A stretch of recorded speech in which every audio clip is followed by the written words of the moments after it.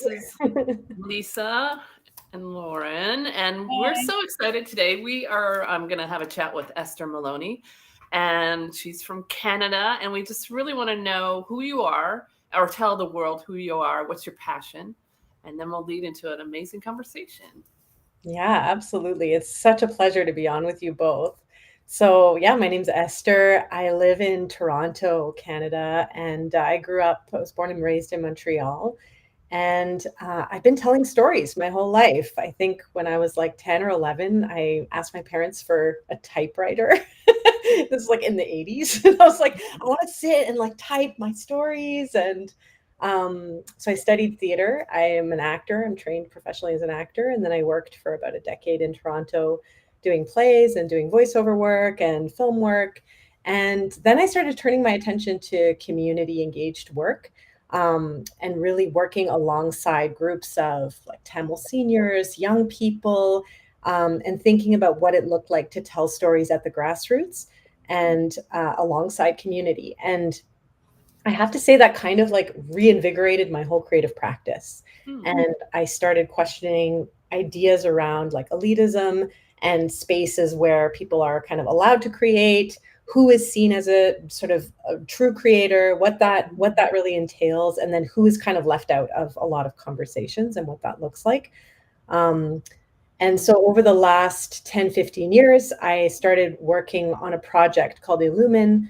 And I was the director of that project. And that was working with a lot of young people, newcomers to Canada, who were creating really uplifting content that highlighted young people and showed them as real contributors to their society. So I worked on that project for about a decade. And at the same time was writing a thesis and gave birth to my son. And in the last few years, throughout the pandemic, I started drawing like a maniac. I just started working on digital designs, and I had a short film that was supported by the Canada Council for the Arts. Hmm. And and then I also coach creatives, and I love to think about creative process and to share my art in all kinds of different spaces. And that's been like a process of also allowing myself to share my art and thinking about what it looks like to do that as a mom, as a community member, um, and yeah, as a person who draws on spirituality in my work. Hmm. Awesome. Yeah. So we had a chat with you a while back. We were just meeting. We met via Zoom and it was a blast. And we all actually came up with a question together. It's the first time that's ever happened, which was super exciting. And the question we kind of wanted to dig into today was, how do you feed your creative life? So it sounds like you've shifted a little bit, but your core seems to have maintained the same. So Mm. what do you do to feed that creativity in your life? Yeah, I was thinking about this like in advance of coming on, today, and I was thinking about really like this idea, and it's a quote that the source of all crafts, sciences, anything that we bring into being is the power of reflection. And Hmm. I was thinking about that and I was like, gosh, like how many times do we give ourselves that space? Like the space to have deep and true reflection on Hmm. our social reality, on our inner world, on the dynamics in our family, the things that are kind of coming through, the stories that are asking to be told. Um, so I think, and I was coaching someone yesterday and we were talking about how to like reinvigorate those roots, like whether you want to think of your creative life as a tree, Hmm. um, and how do you kind of remineralize those roots when you feel all dried up and you're like, I'm disillusioned with this, and this isn't going the way I want, and we feel drained or we feel burnt out. Um, and it's funny because it's almost counterintuitive. It's like we feel drained and burnt out. So it's Hmm. so hard to imagine that we actually have this like very profound creative well within ourselves if we can only slow down enough or make space enough, carve out the distractions enough, create space and prioritize that creative life enough to let it kind of remineralize. And I think sometimes, I mean, this is my experience, we're scared that it's done. We're done. We got our, allotment of creative stuff Hmm. now. Hmm. And because we're living in a society where there's always this scarcity mentality, right? Like if you got it, I don't have it. If you win, I lose. If you and like that's not how nature works. That's not how creativity works. That's not how flow works. Um, I don't know. That might be too existential to Oh, that's like right on. I'm totally into all that kind of stuff. I am So too. And what I really love is you're talking. It's like it's an intuitive process. Creativity. It's also it's a paradigm shift where you're actually going to a holistic viewpoint of who are you, and why do we feel that creativity is separate from us.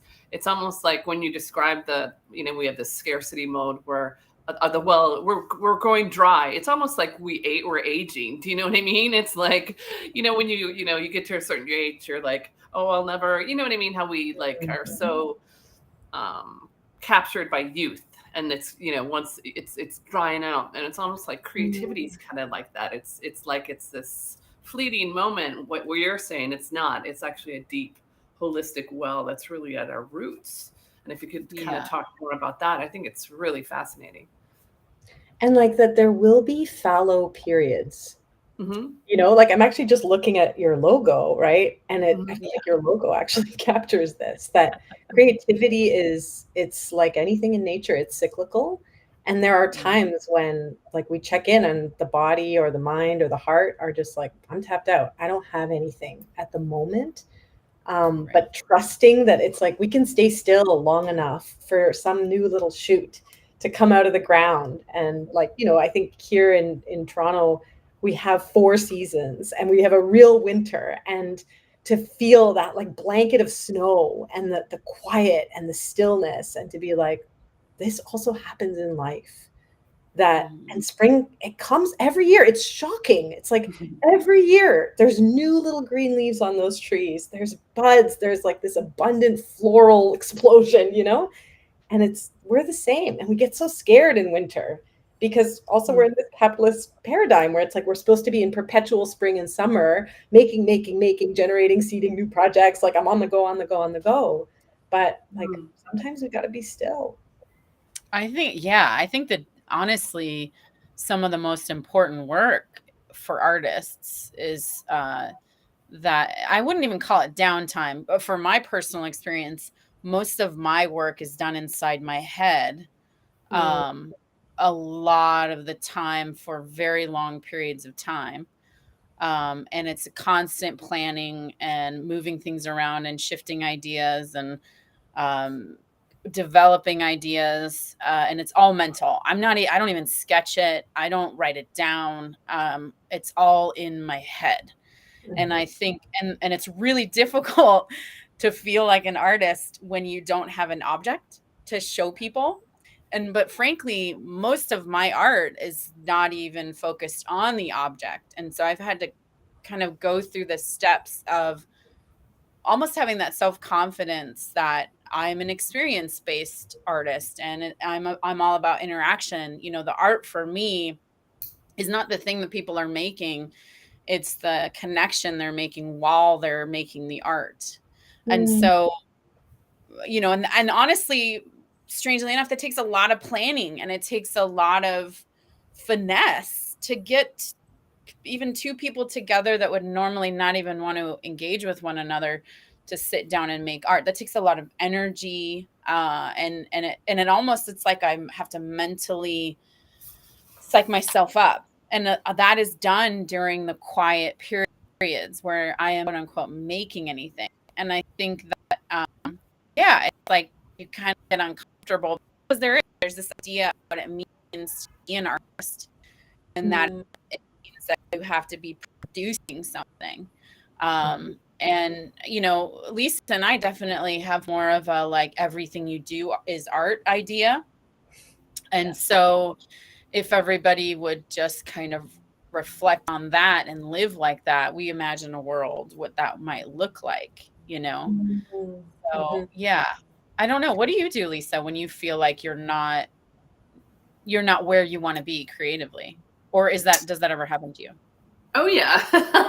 Of course it happens. I mean, yes, it happens. They're dry periods. And I like I'm a reflector, you know what I mean? So it's like I'm also very into spirituality, and kind of diving deep into my inner world. So I dive deep into my inner world. I start doing reflection, maybe lectures, books, nature. I dive deep inside. And then at some point you just have to realize, like, it's okay not to produce. And what is producing anyways? Do you know what I mean? Like, what does it mean to produce? And I think it's like, for me, it's like a remembering that we don't always have to, like you said, have to be flowering, and I love the metaphor of the seasons. I think that's really, really powerful. It's like there are winters in all of us. And I think, and there are summers and springs and falls, and they're also beautiful and rich. And I think I agree with you, Lauren. Actually, I think winters are the richest. And I think, and as we were speaking about that, it's like winters are where the alchemy is, where you go into the deep darkness, and then you find the light, you find the gold, and you're like, whoa, I'm even more rich than I even thought. Yeah. Right. Yeah. It's almost like you distract. It's like, I'm just thinking of this off the top of my head. It's almost like that notion of making can almost be a distraction from what you actually need to be making, if that makes sense. Like, if you're so concentrated on producing something because you think that that's what you're supposed to be doing, if you're this quote unquote artist, you're missing a lot because you're just making something and you're not doing the work that's involved. But I think some people need to do that. I think they need to make and make and make and make and make and dig.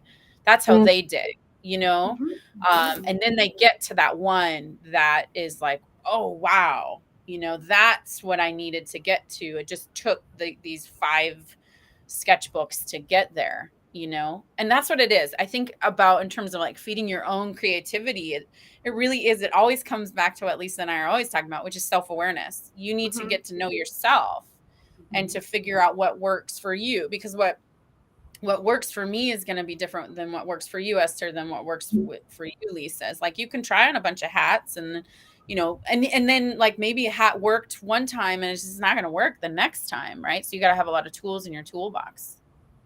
Yeah. And I think, like, because I was thinking about this too, that because our creative engine is so closely linked to our emotional life and our spiritual life and even our physical life and our life circumstances, it's like everyone's set of circumstances is going to look different, and everyone's, every level of those things could be at a different point. And I think especially with the pandemic, we've seen that, even just our living situation, like, I'm in a small apartment, when my child gets up, we all get up. Like, there's just going to be no other way about it, right?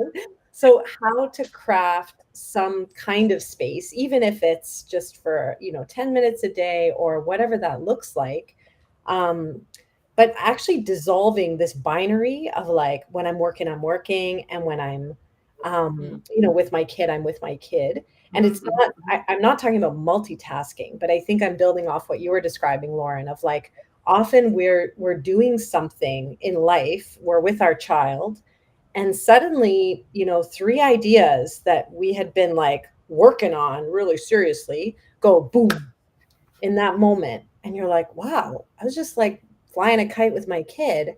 And suddenly, these 3 ideas coalesced. And I think that's also part of it, is, like, all these systems are connected and they can be coherent if we're open to that. And if our spirit is like, when I'm parenting, I'm still an artist. When I'm cooking, when I'm in community, when I'm reading, I'm always collecting. I'm always kind of weaving these things into my practice. And that can be quite powerful. That is powerful. I was listening to something yesterday. It was about energy, but it was about that we are electric beings.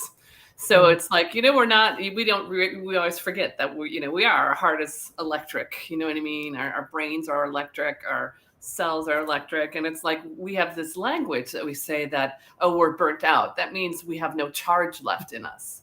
You know what I mean? And it's like, it's so interesting. It's like, I think we need to reflect how creativity is a charger, but also life is a charger. And it doesn't have, like you were saying, it doesn't have to be separate. It's not separate. And I think when you do that separation, that I gotta do my work, I gotta do my art, I gotta do my kid, you know what I mean? I gotta make the meal. I think that's when your charge, your electric, your being just like starts being depleted, because it's like you're fragmented. If this is making sense. I was thinking about, so like we're obviously on this big movement to get everybody to take an art break, and a lot of artists will respond to us and be like, oh well, that's what I do for my job, and we're like, oh yeah, that's actually not what we're talking about. And I think that's what we're talking about right now. It's this notion that you can make space for yourself to get out of this like I got to do this, I've got to do this, and then I have to do this. It's almost like you enter a space when you're taking an art break where it's all floating around at the same time, as opposed to linear, because that's really what it is. That's real life, right? But you learn to embrace it, and you learn to let it feed you, as opposed to, right, Lisa, suck it out of you. And so that to me is the true essence of a take an art break, because that's why I'm constantly talking to people and be like, it's not what you think it is. It's, it's not, you don't have to set up a studio. You don't have to be a painter. You don't have to be a photographer. You can sit on a bench and you can look at the world while you listen and pretend that you're at a symphony. And if you did that for 10 minutes, to me, that's, you're making art. To me, you're witnessing art and you're making art. And I'm pretty much can guarantee that you'll feel at least a little bit better after you do that, because you're snapping out of that like forced idea, right? That forced idea that your life has to go in certain steps. And then if you're not hitting your goals, then you suck. You know what I mean? And that doesn't feed you, right? Yeah. Doesn't feed you in a positive way. Yeah. Yeah. And I think it's I was just thinking about this because yesterday I was working on a grant with a friend, and we're thinking about, what are we going to write? What are we going to write? And we're really like in grant mode. And grant mode, it's like you've got all these deadlines and things and deliverables, and it's 500 words about this, and you're in that mode. And then suddenly we had a question about like the story and the characters and like what are we developing here? And I kind of was like, wow, that can't happen here. And because it's like a trusted friend and collaborator, we were like, yeah, I gotta go like do yoga over that one, or I gotta go to have a walk in the forest over that one, or I gotta, and it's exactly, I think, this description that you were like, what you were saying, that you have to go to dream world. Like you have to go to the other part of your brain, the other aspect of your creative life, and call it in, and that's what we were saying. We're like, let's call it in. Like we gotta, bring this thing in, because and I am always interested in how passive or active that process is, because again, we're like, through schooling and we're always thinking like, come up with an idea, it's due in 10 minutes. You have to kind of like, it's always this like attack mode thing. But like, I love this idea. I think it's in the Elizabeth Gilbert Big Magic book, that like the ideas are actually waiting for us to tune in. The ideas want to come, and it's just about us being like, okay, I'm going to stop. I'm just going to like close the computer, not do the dishes, just make a little space and call it in. And that's a very different mode than life mode. Yeah. It's being. Being, it's like you're just being, right? And I think instead of doing. It's very interesting. So gosh, I'm going off on this like little tangent in my head as like, how could I, like, what's a new way for me to look at my day-to-day life and help it feed me? Because life is life, and it's a beautiful thing. And so, because I'm constantly thinking about, when you said doing the dishes, I was like, well, what if you were doing the dishes like you were doing a dance or something? Like, what could you do?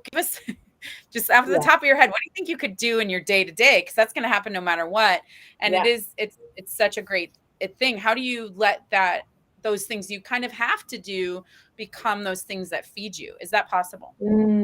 Yeah, I absolutely think it is. I think you can choose, and I think a lot of this is about being intentional, right? It's like not just being a victim of our lives or being reactive, right? Like being like, well, I had to do this and I had to race here and I had to be in a bad mood about it and I had to like, it's like, actually, no, you get to choose. And that's hard. Like, we don't want to do that because that's all this responsibility is. And it's really annoying and it'd be more convenient to be a victim. But to actually say, like, I want to, I want to bring this creative question into going to the park with my son. And I'm just going to let it mull around in the back of my mind.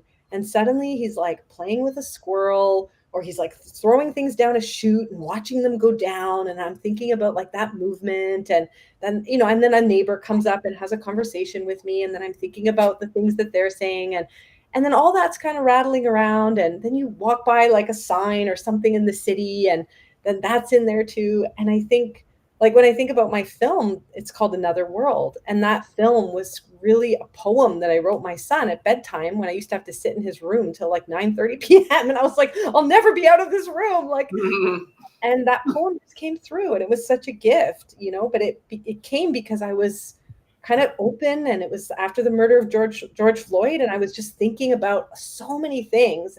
My days were really long. And I was like, I don't know how I'm ever going to make art again. And I think in those quiet spaces at night, that actually became kind of my refuge. And I was like putting my kid to bed, but it was creative time. It was just dreaming time. And I think that's where that poem came in. I love that, because I was listening to Brené Brown, and she was saying the exact same thing. She was like, either you can let somebody else write your story, your life story, or your whatever it is, or you can choose to write your story. And I think that is the shift in the paradigm, where you say, I'm stopping, and right now I'm going to create the next chapter of my life, or the next paragraph of my life. I think that's really powerful. Or it's this idea of, you can be an active participant in your own life. You can either be a robot, or you can, and I'm not saying I do that. I rarely do this. This is a very difficult thing, but it's about mindfulness, right? It's about living in the present moment. And you can either flow through life, and look around and see how absolutely amazing it all is, for all of the ups and downs, the horror versus and the trauma, but also the people picking other people up during that struggle. And you can either live in the world like that, where you find it all and you really live it all. That can be difficult because there's a lot of trauma. Or you can be a robot. And I think a lot of times we're robots because there's a lot going on, and there's a lot of trauma, and it's really, really difficult. Right. And that's where I think that art break comes in, that intentional time to reflect comes in, and it can be your savior. Right. Because if you're really living your life, then you're feeling a whole bunch of stuff.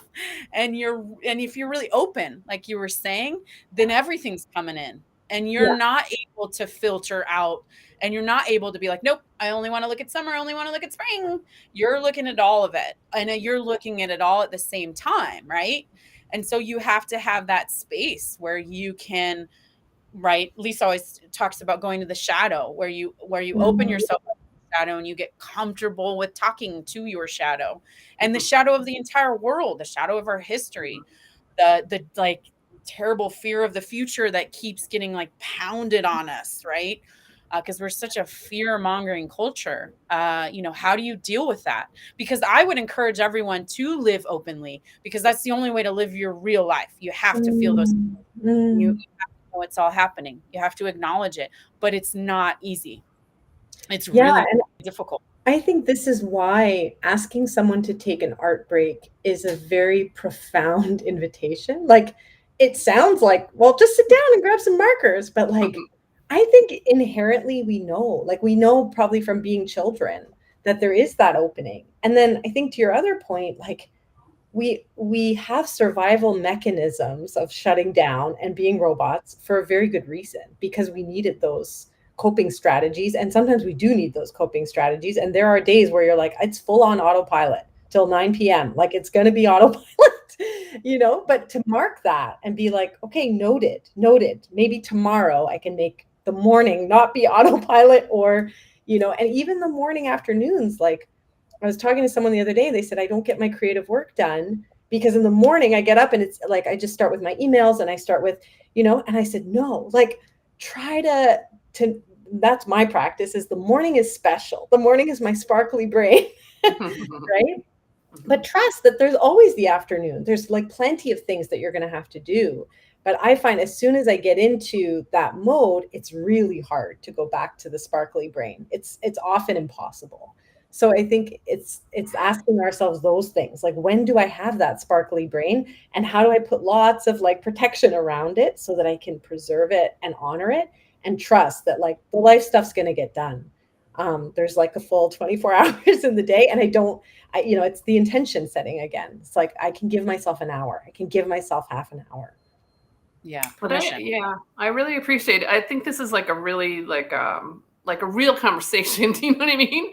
Because I think there are people, no, everybody's life is so busy. And I know both of you are moms, and that's a different level of busyness where you have to take care of, and nurture a being. So it's like everybody, I think I love that it was like, if it's like, this is like nuts. It sounded kind of esoteric, I think, for some people, but I think if people reflect on it, it's really kind of like nuts and bolts about going back to who we really are, our true selves.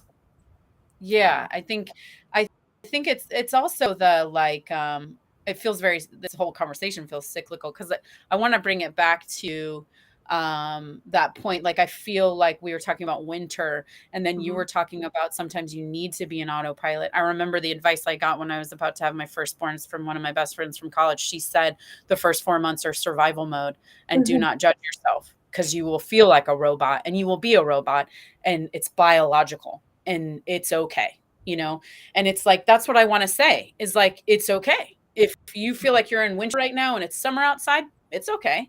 If you're not producing what you want to produce, it's okay. That's where you need to be right now. And it's like, if it's not where you really want to be, then accept that and then make some changes and just make some decisions about how to make it.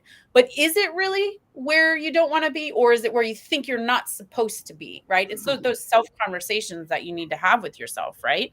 In order to distinguish the real root of this like feeling inside of you, because everybody does need winter and everybody does need to be a robot sometimes. And we need to accept that about ourselves and stop putting so much pressure on ourselves to be that maniac production person, or happy all the time. Like, oh yes, sunshine and roses, or whatever people want to say. Because it's all us, and it's all beautiful. And it can all teach us something, And every season has its subtleties and its little surprises. So even in winter, you get gorgeous, beautiful sunny days. And in summer, you get days where it's pouring rain. And, I think I'm always interested in the dynamics of like, the more I give into winter, the more beautiful the spring is. Or, can I find the sunny day in the winter? And even like the shock of summer. Sometimes summer, we are in full production mode and things are just rushing through. And that can also be really terrifying to feel like our own capacity or the amount of content that wants to come through. So I think in all of it, we feel like society brushes up against us and says, no, you should be more normal, whatever that is. I love that. Yeah. Awesome. Beautiful conversation. Well, Thank you. Thank you for taking the time to talk to us. I'm sure we'll be talking to you again soon, because it's always so rich. So thanks, everybody. You. Yeah, we'll talk again soon.